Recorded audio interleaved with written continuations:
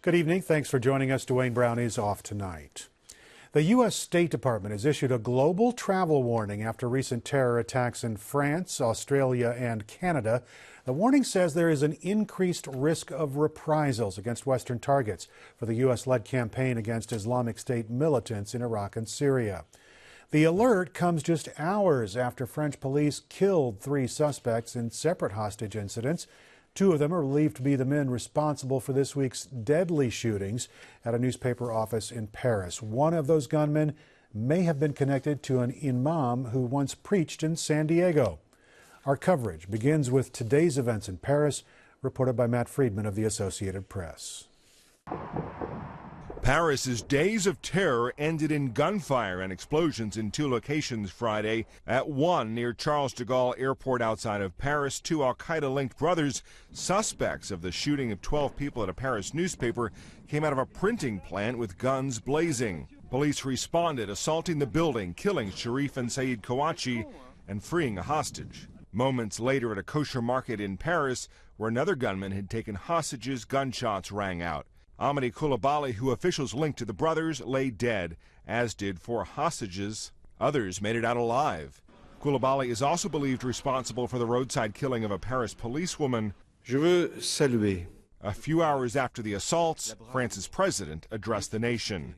I want to salute the courage, the bravery, the efficiency of the members of the police and gendarmerie, and of all those involved in these operations. Here at home, President Barack Obama called France America's oldest ally. I want the people of France to know that the United States stands with you today, stands with you tomorrow. Paris's days of terror began Wednesday when the Kouachis stormed the offices of Charlie Hebdo, a satirical newspaper, and killed 12 people.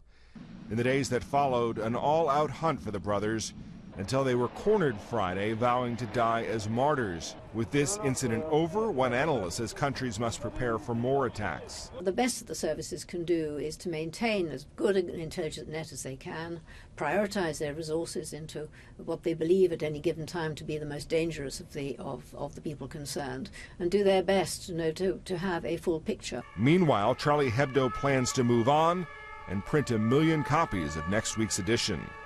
Matt Friedman, Associated Press. One of the suspects in the newspaper office shooting claimed ties to former San Diego imam and Al-Qaida leader Anwar Awlaki, who was killed by the U.S. in 2011. KPBS reporter Amitha Sharma joins us with more. Amitha, what do we know at this point? Well, Eric, before suspected Paris shooter Sharif Kouachi and his brother were killed by police, he told a French TV station he was financed by Awlaki in Yemen. And Reuters has quoted a Yemeni source confirming Kouachi's brother, Saeed, met with Awlaki before the latter was killed in a U.S. drone strike 3 years ago.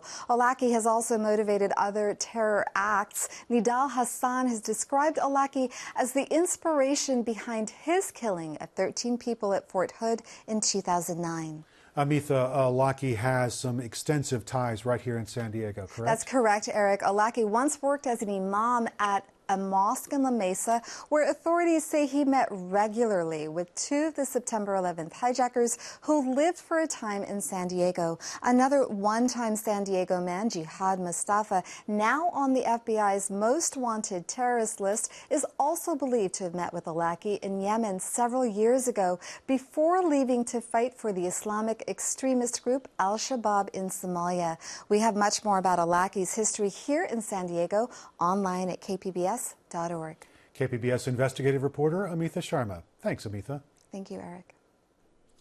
Peggy Pico continues our coverage of the Paris attacks with a reaction from religious leaders from San Diego's Muslim and Jewish communities. There are about 22,000 people living in San Diego County who identify themselves as Muslim and about 70,000 who identify as Jewish. And though no community is monolithic in ideals or response to violent acts, my guest Imam Taha Hassan, director of the Islamic Center of San Diego, and Rabbi Scott Meltzer of Or Shalom Synagogue are here to give us a sense of local concerns. And welcome to Evening Edition, gentlemen.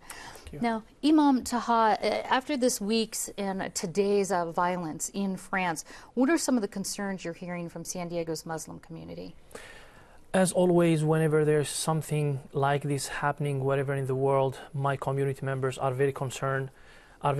Because they feel that their faith have been, hijacked by these extremists, these terrorists, and they are concerned about the backlash. Thinking about the safety of their own lives and their kids and their families, and the safety also of our house of worship and our Muslim businesses. The first attack on the French satirical magazine Charlie Hebdo is thought to be because there was cartoons published about the Prophet Muhammad. Why is that offensive to Muslims? We believe that Prophet Muhammad, peace be upon him, like any other prophet and religious figures and symbols that are respected and observed or worshipped by a large number of people, has to be away from this kind of offending cartoons and offending actions.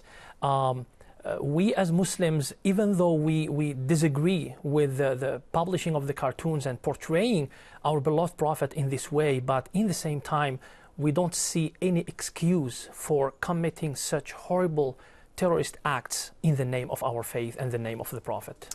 And Rabbi Meltzer, one of the two shootouts that took place in France today was at a kosher grocery store in eastern Paris. I understand that hits home for some of your congregation. It does. We have congregants who are from Paris, who now live here, many of whom still have family in Paris and dear friends in Paris. In fact, we have a member of our congregation who just returned from Paris that had she stayed one extra week, would have been a very, very different trip for her, and she spent most of the last 2 days on the telephone and internet being in touch with family and friends. And Jewish communities throughout the U.S. are not exempt from having experienced a number of violent attacks. Are you concerned of copycat attacks here in the San Diego region? Yeah, very much. The Jewish community nationally has been struck in active shooter terrorism in a number of different cities. Los Angeles, Seattle, Kansas City. And so the awareness and sort of the ever-vigilance of the community is always the case. And it's part of the tragic reality that there is too often a link between world terrorism and anti-Semitism. Having said that, as much as there's vigilance all the time, the real fear of copycat, that somebody else here in San Diego, not necessarily connected to any global organization, might take it upon himself or herself that this should be the moment and the sign that they should come forward violently, is a real fear. So there's some fear in many communities then that could be associated or retaliatory based on this, in both of your communities actually. How should those of faith, people who are religious, cope with extremists or fanatics who use religion as a base for violence? And I'll start with you. When we see some people who belong to our faith committing such crimes in the name of the faith, it's offending to us as Muslims. And I believe that this terrorist act actually made them like betraying the teachings of the Prophet, that they claim to do this act on his name. So it's offending to us because we feel that our faith has been hijacked by them. So we try our best in our communities, either before or during or after such actions, to educate our community, to educate the members of our community that, it's okay to feel angry because somebody offended you, but the question is not whether to be angry or not. The question is how to take that challenge and to make it as an opportunity and to bring out of it something positive and productive to the society. And let me ask the same of you. Religions being used as a basis for violent acts. So I think it's incumbent upon all people of faith to speak out against that connection. And I also think we live at a remarkable time in a remarkable country, that the possibilities to join together, as different faiths, to come out strongly in declarations of anti-terrorism, but even more than that, of a real sense that all people have rights, and we as faith represent that, not just for those who speak and pray like I do, but all of us together. All right, Rabbi Scott Meltzer and Imam Taha Hassan, thank you so much. You're welcome. Thank you. San Diegans gathered in Balboa Park last night to remember the victims of this week's attack in Paris. We now bring you some of the images of that vigil with a reflection by French poet Grand Corps Malal.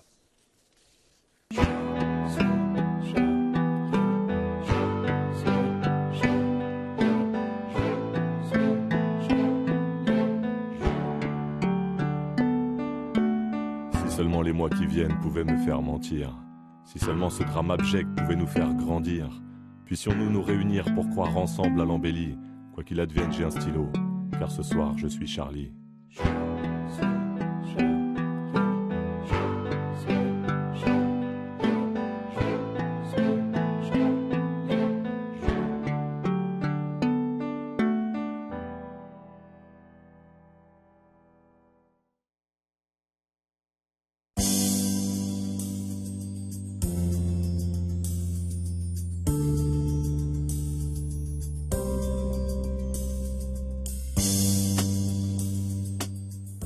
Governor Jerry Brown is keeping a tight rein on the state's budget. Today, he unveiled a spending plan for $113 billion. It includes a 5% increase from the current budget and $120 billion more for the UC system. UC officials promised to raise tuition if they didn't get more money.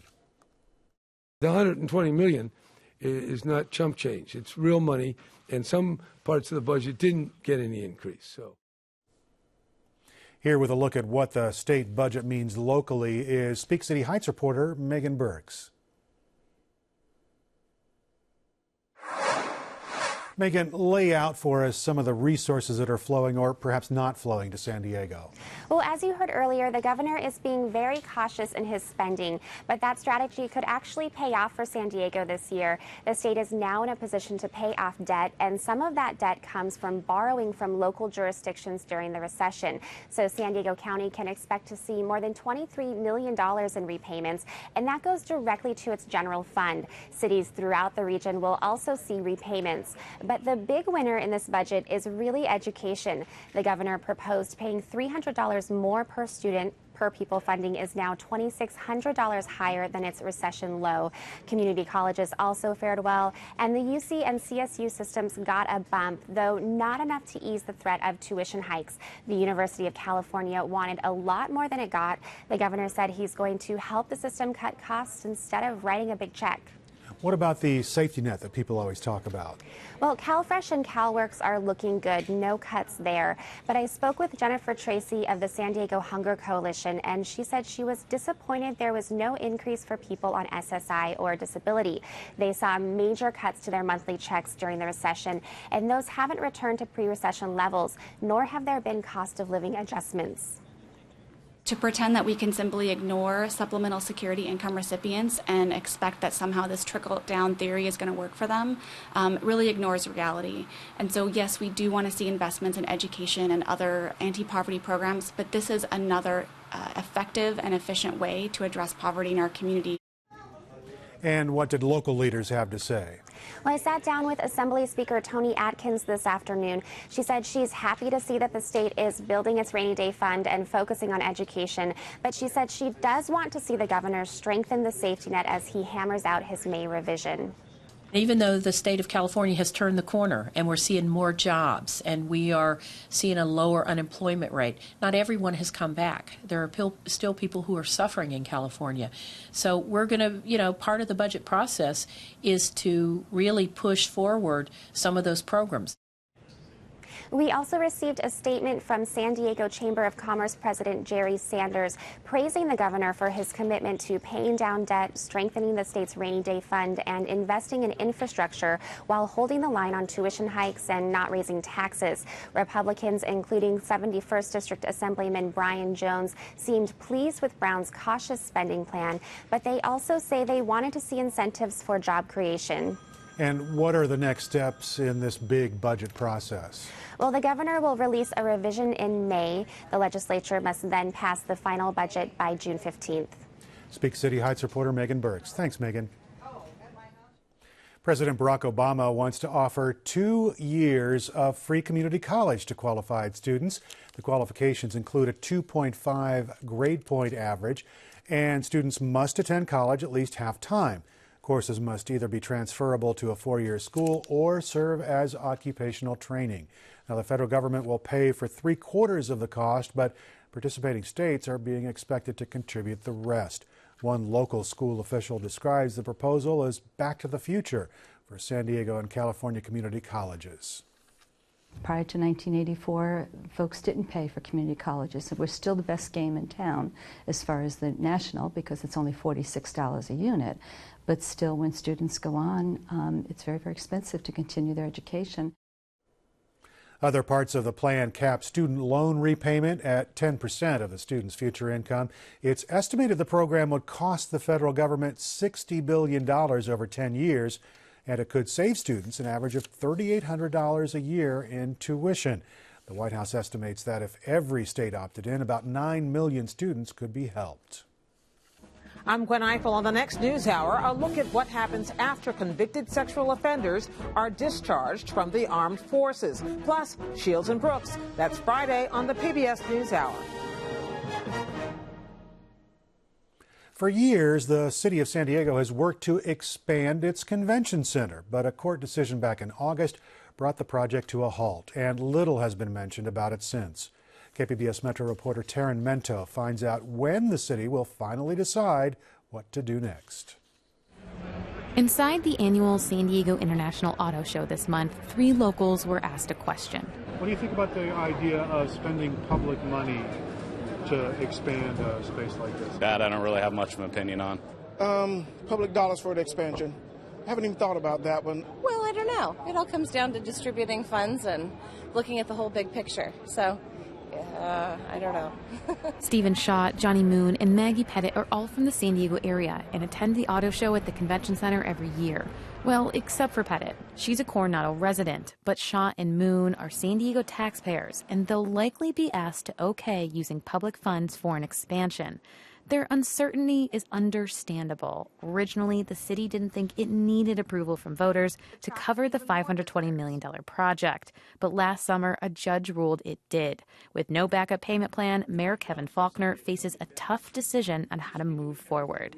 And it's partly because of this guy. Hello, I'm Corey Briggs. Briggs is an attorney who represents groups opposed to various elements of the expansion. So far, he's successfully argued in court against the funding scheme and has another lawsuit pending over the location.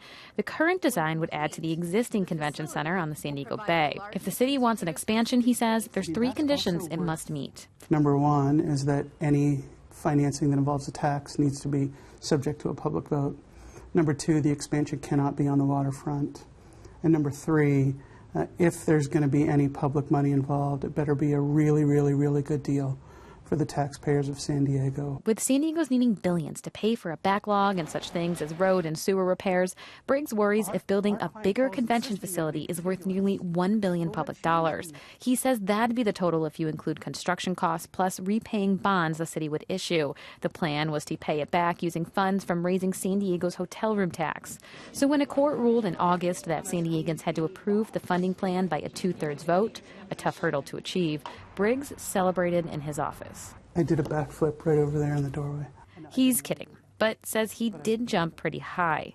Expansion supporters like Councilman Todd Gloria didn't. They were crushed. I was incredibly disappointed. I was somewhat surprised because we did win at the trial court level. Gloria's district includes a convention center. He worries if the city doesn't go to the voters with the current design, the plans, permits, and approvals that the city spent years and millions of dollars to get will be useless. And they'd have to start all over. And that's regrettable because we are missing out on business, because it does put marquee events like Comic-Con at risk for going to other communities, and of course for the thousands of jobs, both construction and permanent, that this would represent.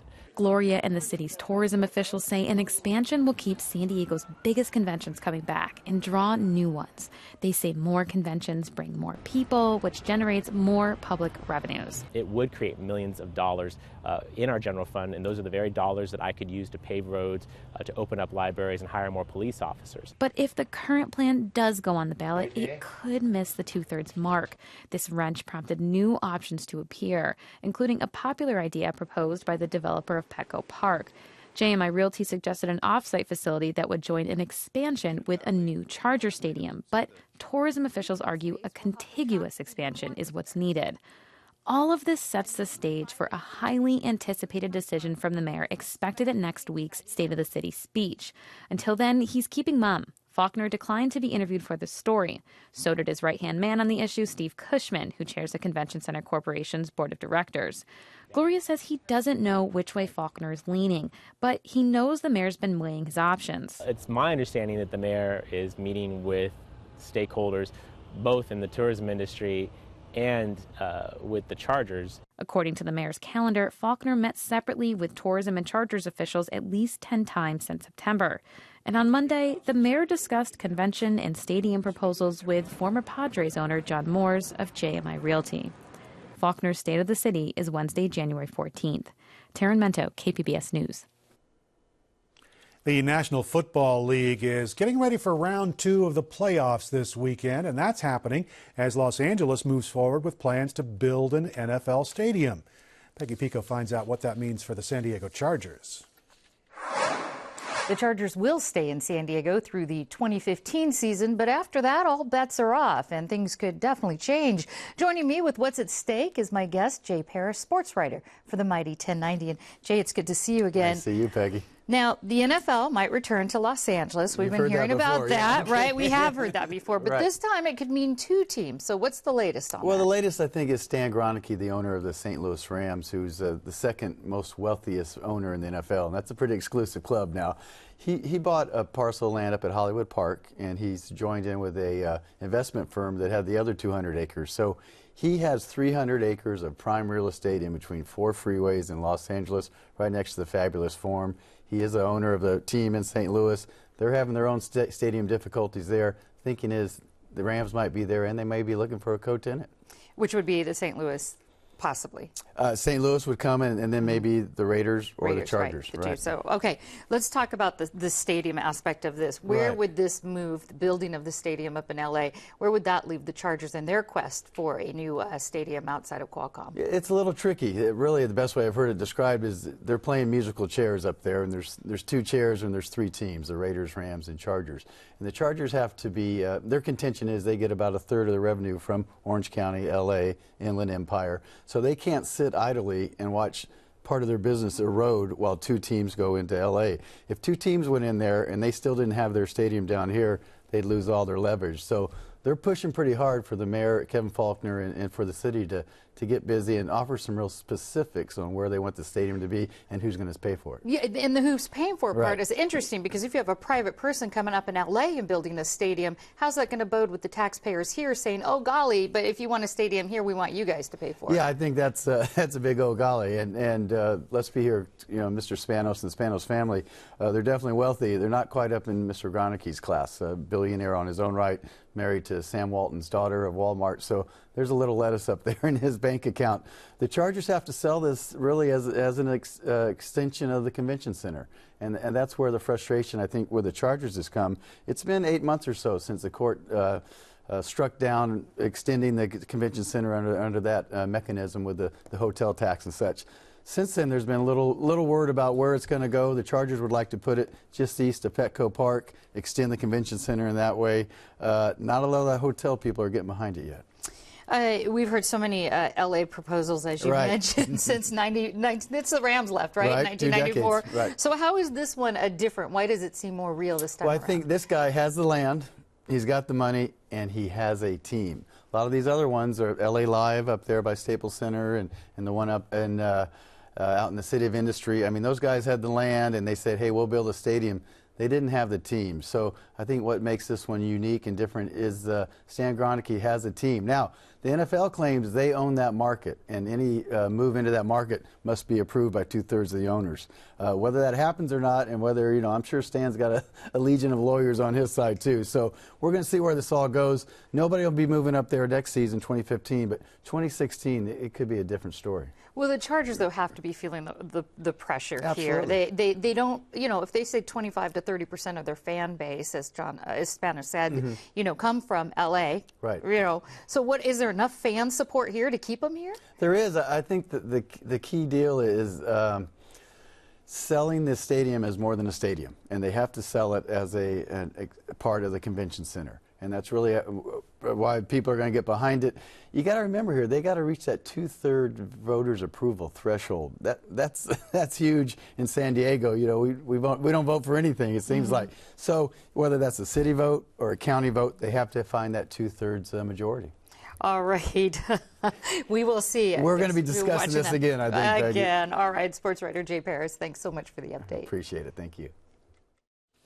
Dig out those umbrellas. Chance for showers this weekend. It's going to be cloudy along the coast with a chance for rain tomorrow night and Sunday night. No rain expected Monday, but cloudy, of course.